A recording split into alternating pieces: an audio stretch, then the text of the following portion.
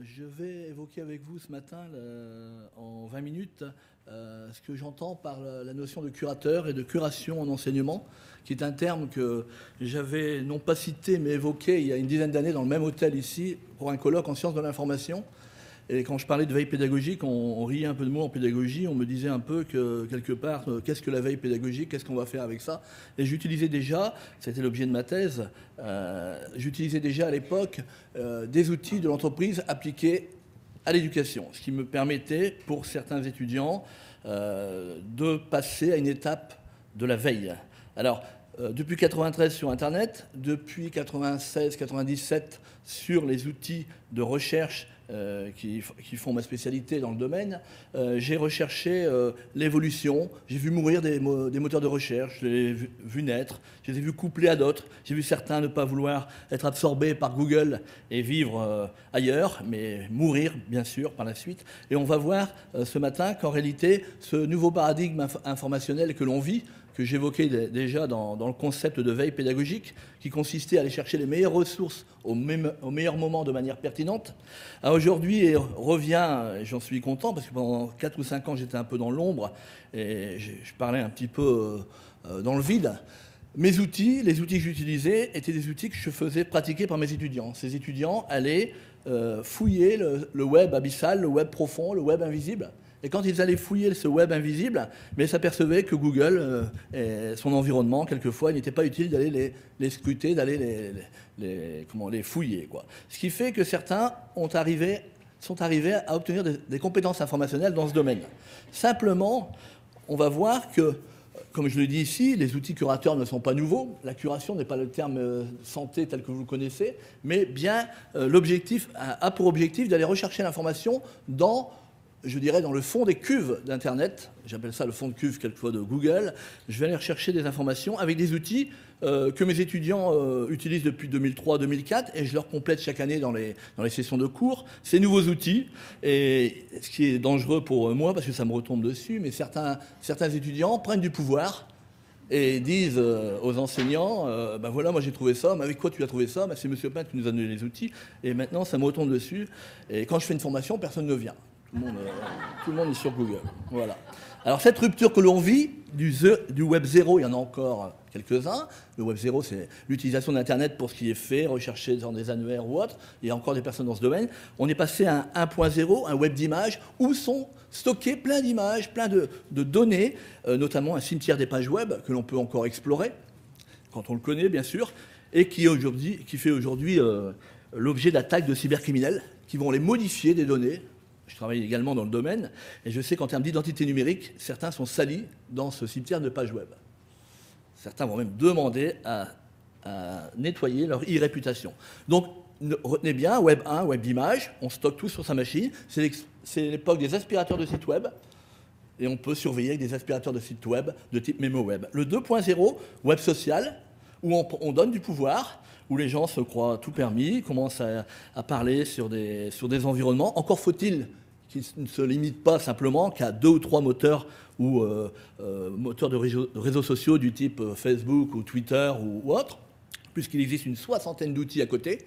Et quand on me parle de printemps arabe, on fermait Facebook ou autre, moi j'étais sur bien d'autres sites qui me permettaient encore de communiquer avec d'autres personnes, sans problème. Le 3.0, ça va être le web des données.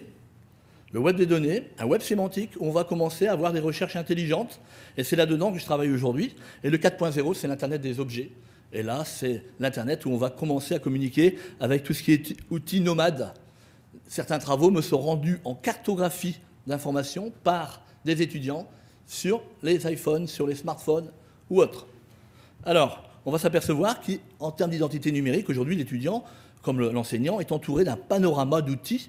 Vous l'aurez, cette présentation, elle est même en ligne déjà sur mon blog Veille pédagogique.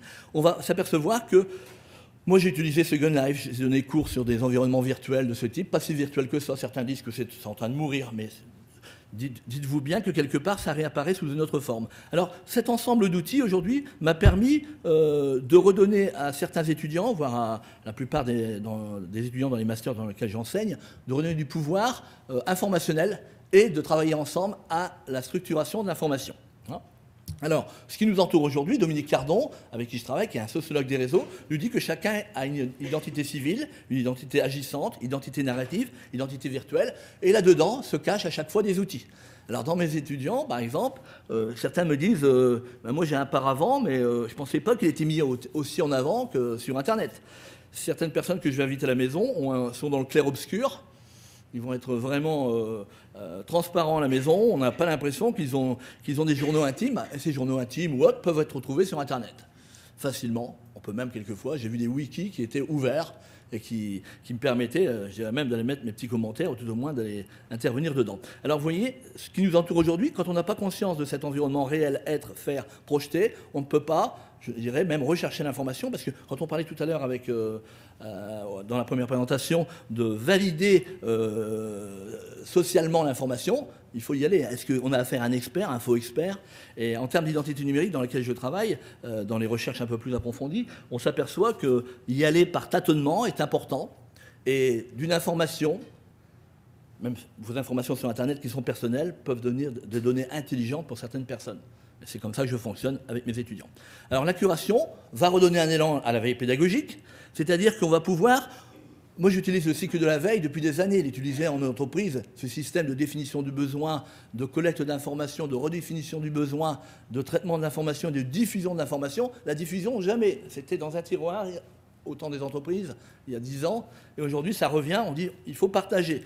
Qui stocke des données dans son tiroir, en réalité, ça ne sert strictement à rien. Et on a vécu ça dans les entreprises, ce qui fait que l'intelligence économique, par exemple, aujourd'hui, n'est pas reconnu forcément en France au même titre que chez vous, par exemple, ou ailleurs. Hein. Donc la cybercollecte, j'ai des étudiants qui ont travaillé sur leur démarche de cybercollecte en expliquant les outils qu'ils avaient utilisés, comment ils étaient allés les chercher, comment ils avaient obtenu les résultats, ceux qu'ils avaient retenus, ceux qu'ils avaient mis de côté, ceux qu'ils avaient en doute. Vous voyez. Également, possibilité d'explorer le web abyssal. Ça n'a jamais été enseigné, jamais vraiment été enseigné. Ça commence à être enseigné. Et ça devient je dirais, j'ai l'impression, maintenant il faut que je me dépêche de dire qu'en 2002 j'avais écrit là-dessus, parce que quelque part, on me dit, tiens, la veille pédagogique, la veille, c'est très très important, parce que ces notions de curation, etc., ne sont pas nouvelles. Et on est passé trop vite à une société, quand je parle de l'information et de la connaissance, dans la mesure où les gens n'ont pas eu le temps de s'habituer à connaître les outils. On leur a mis... Moi, j'ai connu Google en 98, en France, il a été connu en 2003, j'ai utilisé pendant 5 ans, et pendant 5 ans, à des étudiants, je leur disais, allez, là-dessus, là-dessus. Je le regrette un peu aujourd'hui, parce que je suis obligé de faire machine arrière, en leur disant qu'il y a d'autres outils.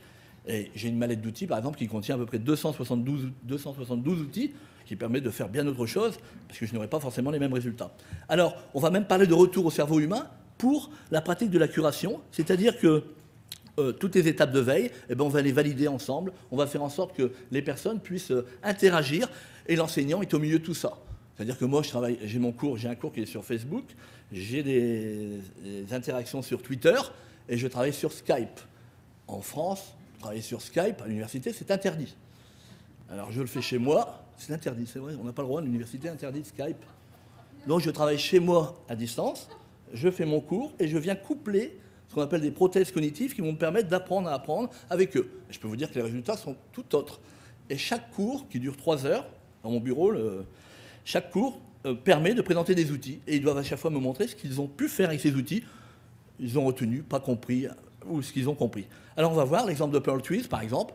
Vous êtes sur Facebook, vous avez une relation professionnelle avec quelqu'un. À partir de là, vous allez voir apparaître toutes les interactions. Alors, il y a des gens qui sont sur Facebook, qui m'ont accepté comme ami, mais les centres d'intérêt qu'ils ont, je vais pouvoir les surveiller, ainsi que les centres d'intérêt qui les entourent, à nouveau. Donc, ça, ce sont des grappes, ce sont des perles de résultats qui vont me permettre de travailler là-dessus. Et c'est très important. Ça, c'est une cartographie pour moi que je suis régulièrement et que je vais mettre à jour dans mon domaine, mais aussi dans d'autres domaines, puisque je travaille dans 3 domaines différents, mais celui-ci très intéressant. Alors, la gestion de l'information et la veille deviennent collectives avec les réseaux sociaux, et c'est comme ça que je vais faire travailler les étudiants avec une mallette de veille, avec chaque fois des nouveaux outils que je vais leur donner. Et à la fin, ils me disent, mais si je comprends bien, il faut faire tous les outils. Mais non. Suivant l'axe de recherche sur lequel vous allez travailler, vous allez choisir tel ou tel type d'outil. Je recherche un expert, une personne, un concept nouveau. Je recherche par exemple l'exactitude d'un texte, parce qu'on me dit que les 93 pages d'un ouvrage ou d'un texte sont les vrais. Je vais pouvoir leur prouver par tâtonnement qu'en réalité, ils travaillent sur un document qui a été retravaillé et qui n'est pas l'original. j'ai également travaillé avec NetVibes sur les bureaux virtuels comme ça, ce qui me permet aussi aux étudiants, vous ne connaissez pas, bon ça, il y en a plein d'autres comme ça, hein, sur mon blog j'en parle, avec NetVibes, je vais pouvoir partager ma veille en disant le fruit de votre travail en surveillance informationnelle, vous allez me le mettre dans une des rubriques et je vais partager avec vous l'évolution de votre recherche. Et ce qui se passe, ça se passe très bien, c'est-à-dire que j'ai des étudiants qui, au début, ne comprennent pas très bien le concept, parce qu'ils peuvent mettre la météo, ils peuvent mettre le journal Le Monde, ils peuvent mettre des revues, etc. Mais je dis, moi, je vous demande de partager un pavé avec Jean-Paul Pinte et je verrai l'évolution de votre travail. Alors, généralement, ceux qui ont compris, ils remplissent très, très bien. Mais ce que je leur demande aussi, c'est de partager avec d'autres. Alors, il faut connaître tous les environnements qui existent. Alors, quand vous recherchez au niveau des réseaux sociaux, quand vous recherchez au niveau des moteurs de recherche, quand je vous disais tout à l'heure au niveau des réseaux sociaux, moi, par exemple, je peux communiquer sur Facebook ou autre en Afrique. J'ai des amis à Dakar, je peux communiquer sur Babou ou sur d'autres. J'ai d'autres réseaux sociaux qui vont me permettre de faire la même chose. Donc, ces environnements-là, il faut les connaître parce que, par exemple, dans certaines recherches assez pointues, je vais utiliser les wikis qui sont déclinés tout en bas, par exemple. Hein. Alors, en termes de social bookmarking, c'est pareil en termes d'images. Beaucoup de personnes ne savent pas que des images n'existaient pas là, mais qu'elles ont été déplacées sur d'autres réseaux. Et tout ce que vous mettez sur Facebook, tout ce que vous mettrez ailleurs, même si vous décidez de vous suicider sur ce réseau, existe encore. Je peux vous le prouver, existe encore quelque part. Donc, la cartographie est importante également parce qu'elle vous permet d'accéder à ce web abyssal. Ici, on a l'exemple de 2 entreprises, mais on pourrait prendre l'exemple de 2 concepts qui vont se présenter. Et ces 2 concepts vont permettre, à partir des clusters, c'est-à-dire des grappes de résultats, de savoir, par exemple, qui communique avec qui, de quoi parle-t-on, et par exemple, qui s'intéresse à ma problématique. Un petit singleton là sur le côté à gauche qui apparaît pourrait nous dire que quelqu'un s'intéresse à l'ensemble des 5 clusters, et pourquoi pas, a repris une partie d'un mémoire ou d'un texte, etc. Alors quand je travaille comme ça avec les étudiants, c'est avec ces concepts-là, et je leur fais, je peux vous dire qu'au départ, il y a 5 ou 6 ans, j'utilisais Cartoo, qui était un outil de cartographie K-A-R-T-2-O, et les gens ne voyaient pas trop l'intérêt, ils voyaient pas. Alors ils me rendaient des travaux en disant voilà la cartographie du concept, du travail que j'ai à vous rendre. Non, je leur demande d'exploiter, car chaque cluster peut être explosé, peut être ouvert et donne lieu et va de plus en plus dans le web profond. C'est là-dedans, par exemple, que moi, on va me retrouver dans un domaine, par exemple, qui n'est pas la pédagogie, ni la cybercriminalité dans laquelle je travaille, mais un domaine qui va plutôt me nuire, qui est, par exemple, le réseau mythique avec la lingerie fine. Parce que 2 étudiants ont travaillé sur cette problématique, mais n'ont pas validé la problématique avec moi. Ils ont validé ça en disant réseau mythique, impact des grandes marques en marketing sur ces réseaux, mais ils ont choisi une problématique qui est dans ce web profond. Mais j'en fais pas la publicité parce que je sais où elle se trouve et dans quelle grappe elle se trouve. Constellation, un outil qui existe dans le web profond, et c'est une version bêta que j'ai là, mais je la suis régulièrement. Et là, par exemple, tout en bas, on voit crm3mrs.fr. Ben, c'est là-dedans que j'ai retrouvé le mémoire de 190 pages, version PDF et version ma présentation de PowerPoint de 97, qui n'existe pas dans Google parce qu'il aurait fallu faire d'autres algorithmes pour les trouver, et que je n'avais que sur une disquette qui avait pris un coup de chaleur, que je n'allais pas retaper, bien sûr, l'ensemble. Donc tous ces éléments-là, par tâtonnement, le site était fermé, j'ai cliqué sur le site, et à partir de cette adresse-là, j'ai montré aux étudiants, par exemple, comment je pouvais aller plus loin pour retrouver le document. Il m'arrive même de travailler en réduisant les adresses de HTTP pour retrouver des indices, pour des sites qui sont morts ou qui sont... Ah, ça, on l'utilise en police, en gendarmerie ou autre, mais mes étudiants utilisent ces techniques-là. C'est très, très intéressant, par exemple, de trouver sur le document officiel. Quand je leur donne un sujet qui est la problématique du marché du fromage au lait cru en France, personne ne trouve ça. Le professeur cherche ces données. Alors il demande à ses étudiants, ramenez-moi les infos. Lui, il ne les trouve pas. Et avec quelques recherches, on a réussi à avoir des informations, mais qui n'étaient pas ici, qui n'étaient pas en France, qui étaient situées sur des sites étrangers et traduits. Donc la veille multilingue est importante également. Alors, Specify, pour appuyer la sérendipité étant l'art de tomber sur les choses qu'on ne cherche pas. Et là, on a des informations qui vont aller vraiment dans le fond d'Internet et qui vont me ressortir des choses qui sont quelquefois intéressantes, notamment quand vous êtes sur Facebook, quand vous êtes sur des réseaux sociaux, ou même que vous n'êtes pas sur des réseaux sociaux, mais que tout ça va vous remonter au départ, quoi. Alors, pour en terminer, demain le Web 3 et le Web 4, c'est une nouvelle forme, pour moi, de culture informationnelle, c'est-à-dire que tous les documents traités par le web sémantique, hein, ils vont contenir des infos qui vont être formalisées pour être traitées automatiquement. Alors, tout ça, ça va être échangé, traité par des logiciels. Certains étudiants utilisent déjà avec moi des mashups, c'est-à-dire ils mixent des outils du Web 2.0 et ils vont me fournir des informations par ce biais-là. Certains m'ont déjà rendu des travaux de ce type. Et toute cette mise en relation dit que les caractéristiques ont une importance très grande. J'étais dernièrement au CNED en France, là, à Poitiers, et on a fait une caractéristique d'un atelier de 40 personnes. On a ressorti une synthèse très très complète d'un brainstorming de 40 personnes. Je peux vous dire, c'était sur qu'est-ce que les réseaux sociaux en éducation, comment les voyez-vous? Les lieux, les moyens, les outils, c'est important. Alors, sans apprendre ensemble, dans ces environnements, on n'apprendra rien, bien sûr, et le nomadisme est en train de faire naître de nouvelles formes de culture informationnelle, et je le vois venir, notamment dans des outils de partage qui existent sur les smartphones. Voilà. Donc je tenais à vous remercier de votre attention.